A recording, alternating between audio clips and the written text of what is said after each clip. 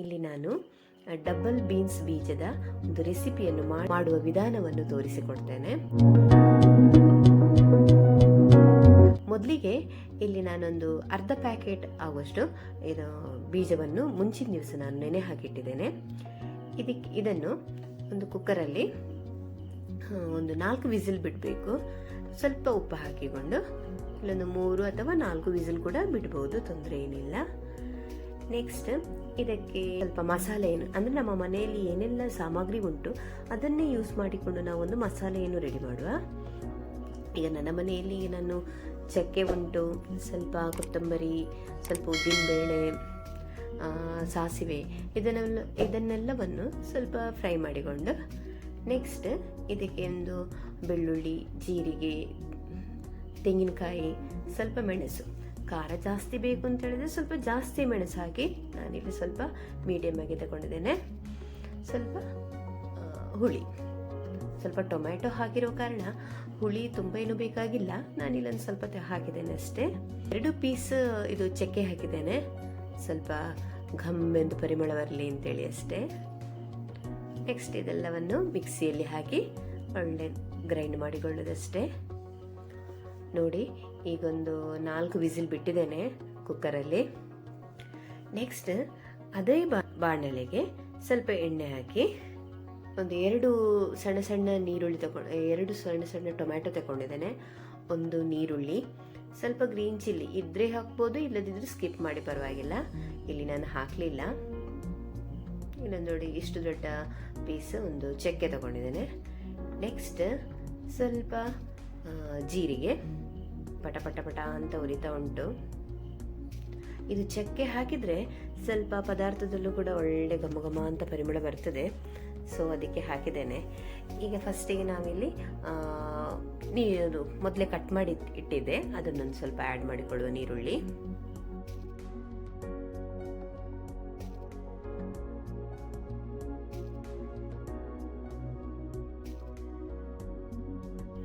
ಸ್ವಲ್ಪ ಫ್ರೈ ಆಗೋ ತನಕ ಸ್ವಲ್ಪ ಆಚೆ ಈಚೆ ಮಾಡ್ತಾ ಇದ್ರೆ ಆಯಿತು, ಸ್ವಲ್ಪ ಸೌಟಾಗಿ.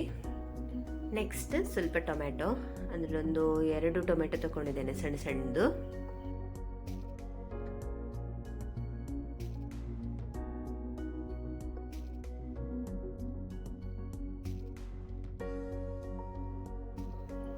ಇದಾದ ನಂತರ ನಾವು ಹೇಗೂ ಮೊದಲೇ ಬೇಯಿಸಿಟ್ಟುಕೊಂಡಿದ್ದಂತಹ ಒಂದು ಬೀಜವನ್ನು ಆ್ಯಡ್ ಮಾಡಿಕೊಳ್ಳೋದು.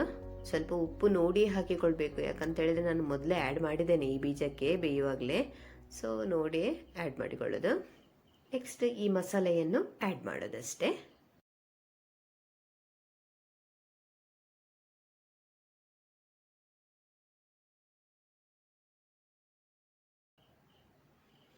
ನಿಮಗೆ ಸ್ವಲ್ಪ ತೆಳ್ಳಗೆ ಬೇಕು ಅಂತ ಹೇಳಿದ್ರೆ ಸ್ವಲ್ಪ ನೀರು ಹಾಕಿಕೊಳ್ಬೋದು, ಸ್ವಲ್ಪ ದಪ್ಪ ಬೇಕು ಅಂತ ಹೇಳಿದ್ರೆ ಈ ರೀತಿ ದಪ್ಪನೇ ಸಾಕು.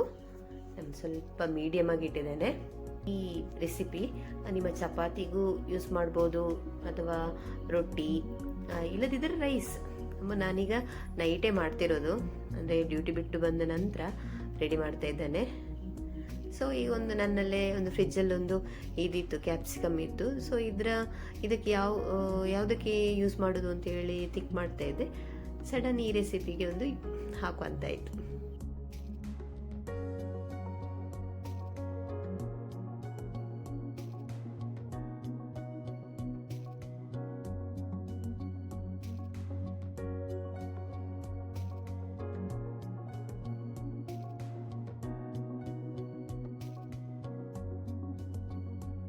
ನೆಕ್ಸ್ಟ್ ಇದಾದ ನಂತರ ಸ್ವಲ್ಪ ಪನ್ನೀರ್ ಇತ್ತು ನನ್ನಲ್ಲಿ, ಪನ್ನೀರ್ ಕ್ಯೂಬ್ ಇತ್ತು, ಸೊ ಅದನ್ನೇ ಆ್ಯಡ್ ಮಾಡ್ಕೊಳ್ತಾ ಇದ್ದೇನೆ.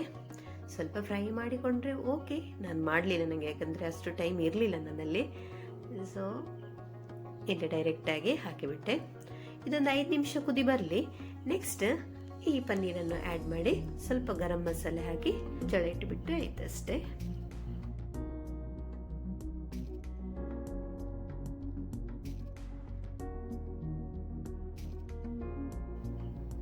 ನೋಡಿ, ಕುದಿ ಬರ್ತಾ ಉಂಟು.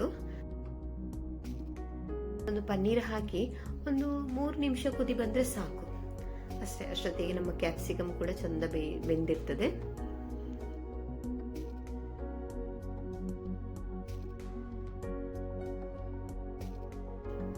ಮತ್ತು ಗ್ಯಾಸ್ ಆಫ್ ಮಾಡಿ ಸ್ವಲ್ಪ ಕೊತ್ತಂಬರಿ ಸೇರಿಸಿ ಸಾಕು. ನಮ್ಮ ರೆಸಿಪಿ ಇವತ್ತಿಗೆ ಮುಗಿಯಿತು. ನೋಡಿ, ಇದು ಪ್ಯಾಕೆಟ್ ಕೂಡ ಕಾಣಿಸ್ತಿದೆ ಇಲ್ಲ, ಈ ರೀತಿ.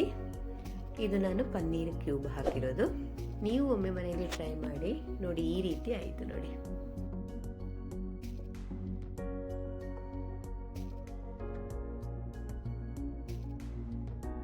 ನೀವು ಒಮ್ಮೆ ಮನೆಯಲ್ಲಿ ಟ್ರೈ ಮಾಡಿ, ಇಷ್ಟ ಆದರೆ ನೀವು ಮಾಡಿ ನೋಡಿ ಹೇಗಾಗಿದೆ ಅಂತೇಳಿ ನನಗೆ ಈ ಮೂಲಕ ಕಮೆಂಟಲ್ಲಿ ತಿಳಿಸಿ.